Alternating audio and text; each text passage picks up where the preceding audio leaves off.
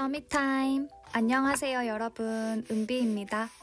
오늘은 일주일 닭구를 해보려고 하는데요. 스쿠, 닭구, 투머치 등등 다양하게 하면서 상담도 해보려고 합니다. 오늘 닭구는 제가 오전 알바를 그만두게 됐거든요. 근데 사장님께서 퇴사를 축하한다면서 꽃다발을 선물해 주셨어요.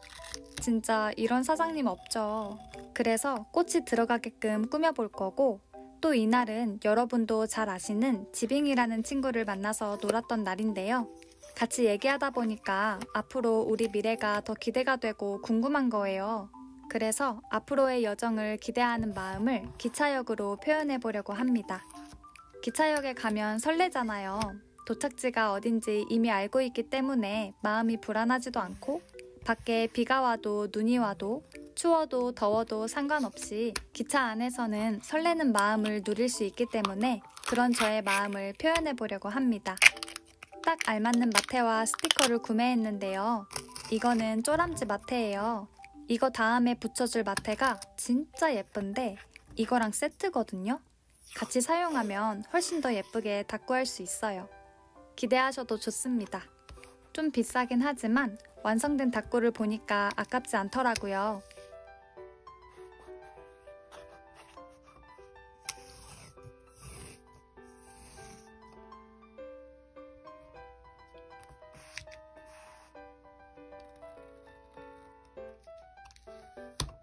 짠! 바로 이 마테인데요.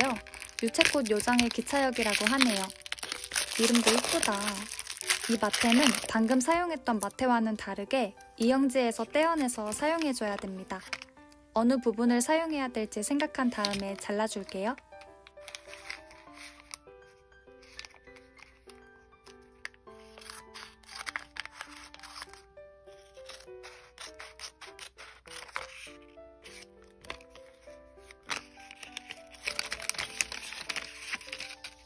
이렇게 떼어내서 붙여주면 되는데요.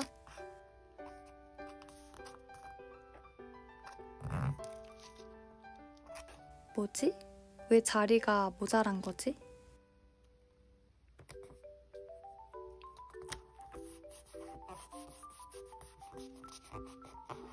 이럴 때는 칼로 잘라서 수습해 줄게요.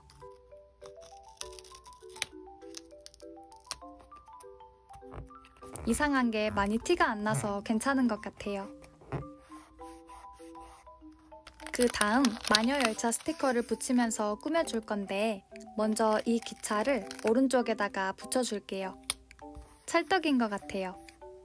그리고 꿀팁 하나, 마테를 있는 그대로 붙여서 꾸미는 것도 좋지만 이런 식으로 판에서 스티커 앞쪽으로 오게 붙여주면 더 자연스럽게 꾸밀 수 있습니다.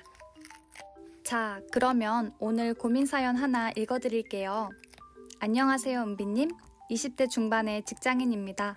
저와 같은 빌라에서 자취하고 있는 친구가 직장을 그만뒀어요. 이 친구는 대학생 때부터 알았고요. 친구가 어느 날 퇴사를 했다고 말을 해줬어요. 언제 했냐는 말에 그냥 이번 주에 퇴사를 했다고 하고 어물쩡하게 넘어가길래 많이 힘들었나 보다 하고 궁금했지만 아무것도 묻지 않았어요. 친구가 퇴사하고 처음 맞는 주말이라 심란했을 테니 편하게 쉬라고 하고 궁금했지만 연락을 안 했어요. 제 나름의 배려라고 생각하면서요. 일요일 저녁에 친구랑 산책이나 카페에 가서 이야기를 하려고 했지만 친구가 자취집이 아니라고 카톡을 하더라고요. 궁금한 마음에 전화를 걸었지만 친구가 전화를 거절했어요. 그래서 그 친구랑 친한 B라는 친구에게 연락을 해봤더니 그 친구 집에 함께 있더라고요. 너무 속상했어요. B 친구는 전부 다 알고 있는 것 같더라고요. 근데 저와 함께 살고 있는 친구가 방을 빼려고 하는 것 같아요. 올해 혼자서 직장에서 일할 친구가 걱정이 돼서 집은 안 빼고 멀리 출퇴근을 하고 있었는데 카톡으로 물어봐도 다음에 이야기해줄게 라는 말뿐이더라고요. 가깝다고 생각한 것은 저의 혼자만의 생각이었을까요? 그만둔 A와 B라는 친구는 서로 마음이 통하는지 친구들끼리 만나면 투닥거리면서도 잘 통하는 친구예요. 가끔 친구들끼리 약속을 잡으면 우리 다음에 저거 하기로 했어 라면서 통보하는 식으로 말하기도 했고요. 그 친구 둘에게 속상했던 것이 넘쳐나는 것 같아요. 제가 이런 상황에서 어떻게 하면 좋을지 은비님께 조언을 구해요. 라고 보내주셨습니다. 속상하고 서운한 사연이네요. 이런 경우가 진짜 많은 것 같아요. 근데 이 경우는 조금 엇갈린 게 아닌가 싶어요. 예를 들면 사연자분은 A라는 친구를 배려해서 물어보지 않았는데 그 친구는 나한테 관심이 없나? 생각했을 수도 있고, 사연자분이 이번 주말에 친구랑 같이 카페도 가고 산책도 해야겠다 라고 생각했을 때 그 친구는 지금 당장 힘들어서 위로받고 싶었을 수도 있잖아요. 섬세한 사람은요, 배려를 받으면 배려라는 걸 알아요. 근데 그렇지 않은 사람은 말을 해줘야 알거든요. 이게 만약에 맞다면 둘 중 누가 잘못했다기보다는 성향의 차이라서 극복할 수 있다고 생각합니다. 같이 사는데 소통이 깊게 잘 되지 않아서 생긴 오해일 수도 있겠다 라는 생각이 들었어요. 그래서 속상해도 친구와 진솔하게 얘기해보는 시간은 한번 가져보셨으면 좋겠고요. 만약에 이게 아니라면 굳이 억지로 이런 인연을 이어나갈 필요는 없는 것 같아요. 함께한 추억도 시간도 아깝다 라는 생각이 들 수 있겠지만 생각보다 내 옆에 꾸준하게 있는 사람보다 스쳐 지나가는 사람이 더 많아요. 그래서 일일이 다 붙잡으려고 하지 마시고 나를 자꾸 서운하게 하는 관계는 빨리 정리하시길 바랍니다. 저의 메일로 이름, 주소 보내주시면 선물 보내드릴게요.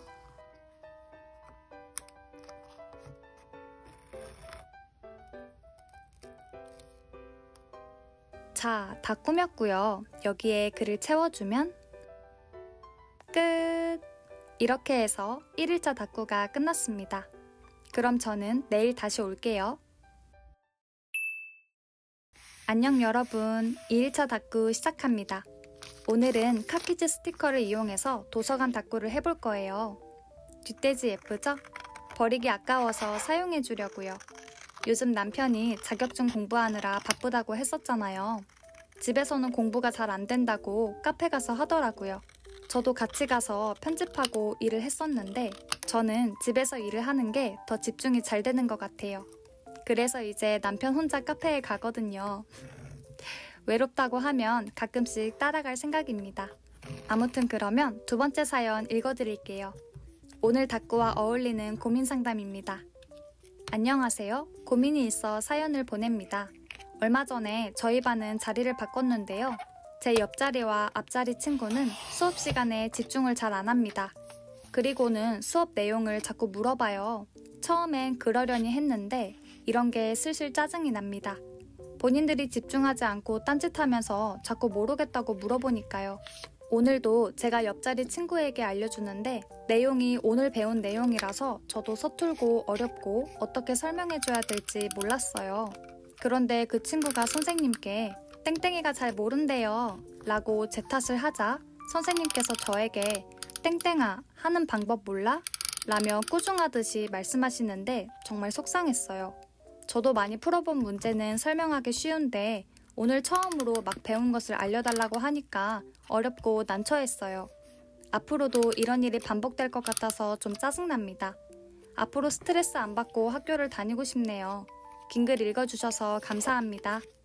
라고 보내주셨어요. 아, 이거 짜증나죠. 저도 겪었던 상황인데요. 저는 두 가지 방법을 추천합니다. 하나는 그냥 알려주는 거예요. 알려주면서 복습한다고 생각하는 거죠. 잘 알려주고 못 알려주고는 중요하지 않아요.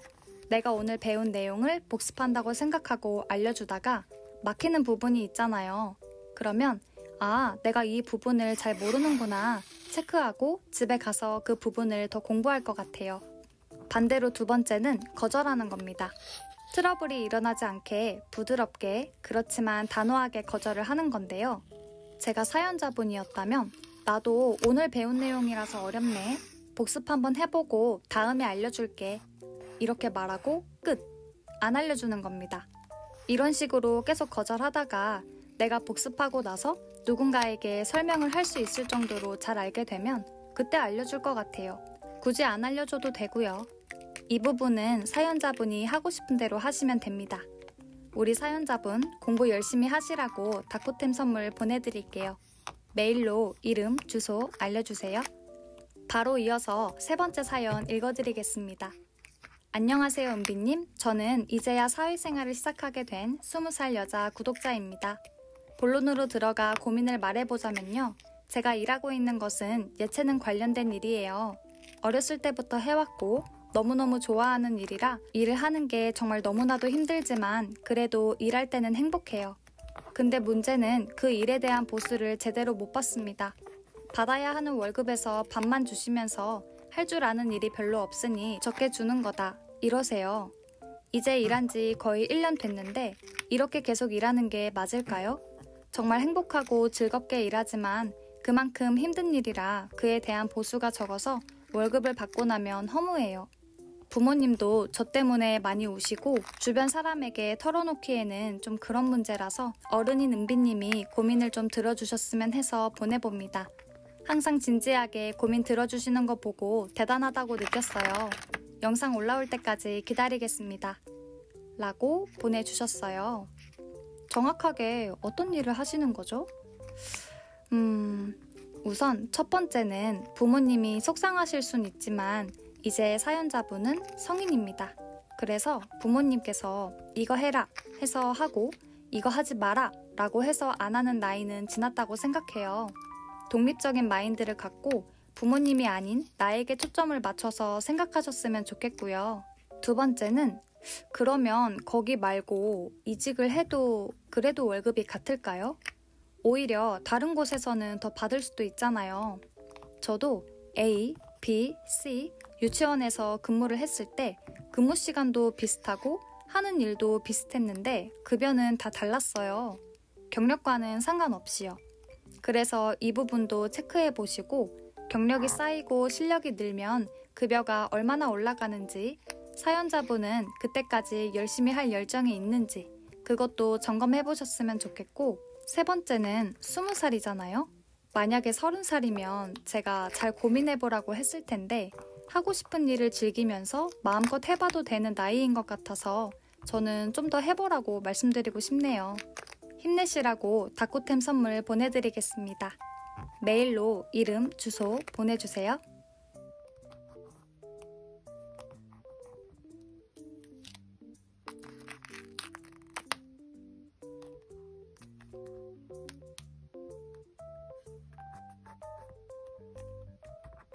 자, 이렇게 도서관 닦고도 끝났습니다. 가을 느낌이 드는 색감이 아주 마음에 드네요. 그럼 저는 내일 다시 올게요. 벌써 3일차 닦고입니다. 여러분은 5일치 영상을 하루 만에 보는 거겠지만 저는 매일 촬영을 하다 보니까 시간이 참 빠르다고 느껴지네요. 오늘은 60 다이어리에 꾸며볼 거고요. 유태 스티커, 테두리가 있는 스티커를 이용해서 꾸며보려고 해요. 잘할 수 있을지 조금 긴장이 되네요. 이렇게 속지를 빼면 밑에 칼판을 깔아줘야 되는데 지금 칼판이 좀 더러워서 물티슈로 벅벅 닦았거든요. 근데 이상하게 물기가 스며들었는지 약간 촉촉한 느낌이 들어가지고 칼판 없이 해보겠습니다. 밑에 천이 깔려 있어서 좀 폭신폭신한 느낌이 드는데 글씨를 쓸 때는 딱딱한 종이를 깔아줘야겠어요. 60 다이어리는 이런 점이 불편합니다. 아무튼 오늘 사용할 스티커는 처음 사용해보는 윤구 작가님 스티커입니다. 색감이 예쁘고 조그만 스티커들도 귀여워가지고 사용해보고 싶었어요. 저는 팩으로 구매했고요. 보시다시피 빨간색, 파란색, 노란색, 초록색 이렇게 4가지 색상이 눈에 띄는 것 같아요. 마테는 제니빌리지 마테를 사용해줬는데요. 스티커는 원브랜드로 사용해보겠습니다. 그러면 이어서 4번째 사연 읽어드릴게요. 안녕하세요, 은비님. 은비 언니라고 불러도 될까요? 저는 대학교에 입시를 앞둔 고등학교 3학년 여학생입니다. 제가 가고 싶은 학교는 전문대인데 면접을 무조건 봐야 되는 학과입니다. 지금까지 면접은 한 번도 해본 적이 없고 사람들 앞에서 얘기하는 것도 많이 떨려요. 면접 예상 질문에 자신의 장단점을 얘기하거나 자신을 자랑해보라는 질문이 있는데 어떻게 답변을 적어야 할지도 모르겠고 너무 막막하게만 느껴져요. 이 학교가 아니면 면접이 없는 다른 학교도 있지만 같이 가는 친구도 있고 저희 엄마도 나온 학교라 꼭 가고 싶어서 요즘 학교에 가면 면접 준비만 하고 있어요. 은비 언니님만의 면접 팁 같은 것이 있을까요? 그리고 유튜브를 알게 된 지 얼마 안 됐지만 너무 잘 보고 있어요. 저도 이번 연도 6월부터 다이어리를 쓰고 있는데 매일매일 쓰려다 보니까 힘들기도 하지만 채워나가는 게 너무 뿌듯해요. 긴 글 읽어주셔서 감사합니다. 사랑합니다. 라고 보내주셨어요. 당연하죠. 언니라고 상큼하게 불러줘도 좋고 은비님이라고 다정하게 불러줘도 좋습니다. 면접이라니 너무 떨리겠어요. 그래도 좀 다행인 건 면접 예상 질문이 있다는 건데요. 자신의 장단점을 얘기하거나 자랑을 해보라고 했으니까 그 부분을 이번 기회에 한번 정리해본다고 생각하면 좋을 것 같아요. 저는 사연자분의 글만 읽어도 장점이 느껴지는데요. 말투부터가 뭔가 되게 밝아요. 언니라면서 사글사글하고 애교 있게 시작하는 부분부터 이모티콘까지 같이 있으면 되게 즐거울 것 같고 4, 5개월 동안 매일 꾸준하게 다이어리를 쓴다는 거 보니까 지구력도 있는 것 같아요. 단점이라고 하기엔 좀 그렇지만 걱정이 좀 많다. 물론 처음 겪는 일이라 낯설어서 그렇겠지만 좀 더 자신감을 가졌으면 좋겠어요. 충분히 잘하실 것 같거든요. 제가 말씀드린 이런 부분들도 정리를 해서 면접 볼 때 써먹으면 좋을 것 같고요. 단점을 얘기할 때는 단점만 얘기하지 마시고 그 단점을 어떻게 보완할 건지 얘기해주면 좋아요. 예를 들어서 저는 낯선 것에 도전해야 되는 상황에 놓이면 걱정이 많아져요. 그렇지만 그렇기 때문에 오히려 더 철저하게 준비하려는 노력도 많이 합니다. 이런 식으로. 그리고 저 같으면 이런 내용도 추가할 것 같아요. 오늘 첫 면접이라 긴장을 많이 했지만 예상 질문들을 보면서 나에 대해 더 돌아보고 알게 되는 시간을 가질 수 있어서 좋았다고 말씀드리고 싶습니다. 그동안은 공부하면서 앞만 보고 달려오느라 나를 돌아볼 시간이 없었거든요. 이런 식으로 밝게 말해볼 것 같아요. 마지막으로 너무 긴장되면 방에서 앞에 인형들을 세워놓고 면접 본다고 생각하면서 연습해보세요. 이게 진짜 도움이 되거든요. 우리 사연자분 면접 잘 보시라고 제가 다쿠템 선물 보내드릴게요. 이름, 주소, 메일로 보내주세요.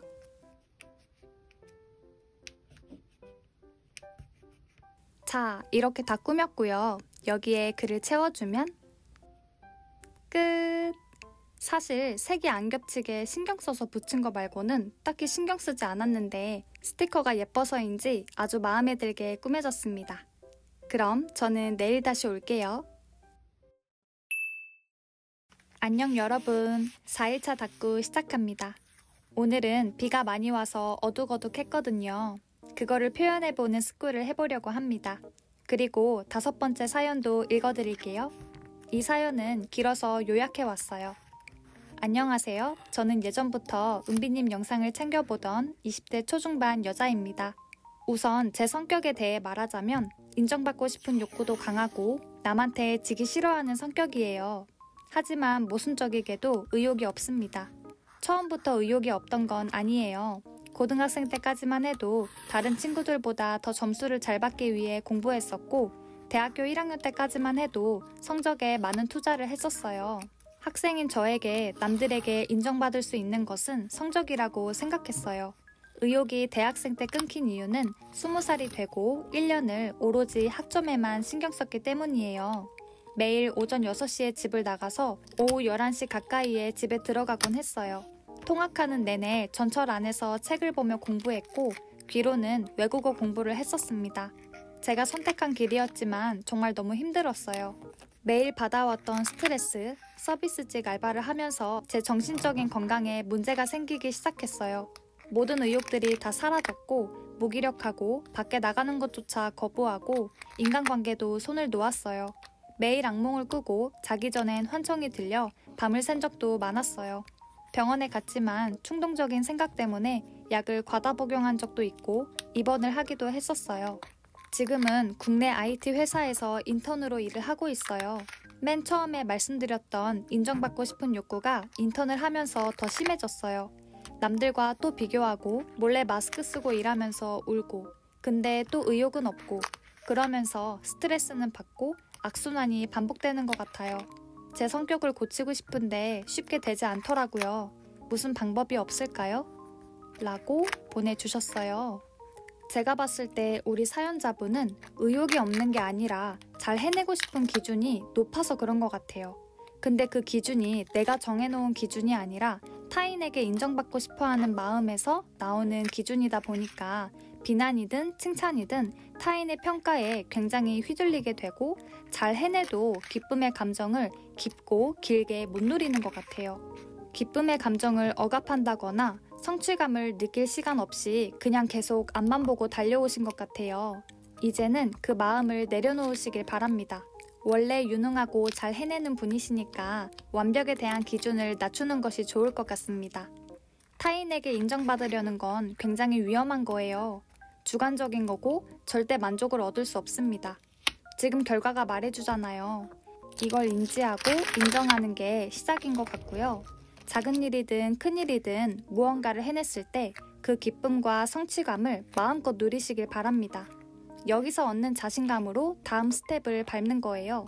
반대로 내가 실수했어도 정해놨던 기준에 못 미치더라도 낙심하고 그걸 마음에 담아두고 머물러 있지 마세요. 그럴 수 있지. 나도 사람이잖아. 이런 여유로운 마음을 가지셨으면 좋겠습니다. 모두에게 인정받고 싶어하고 남들과 비교하면 돌아오는 건 열등의식과 상처입니다. 여기서 벗어나시길 기도할게요. 저의 메일로 이름, 주소 보내주시면 다쿠템 선물 보내드릴게요.